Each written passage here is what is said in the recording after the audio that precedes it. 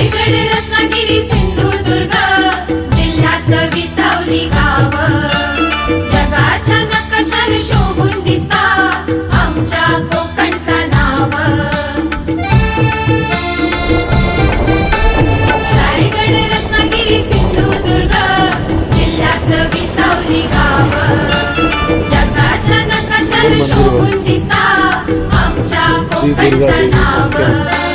Sahyadri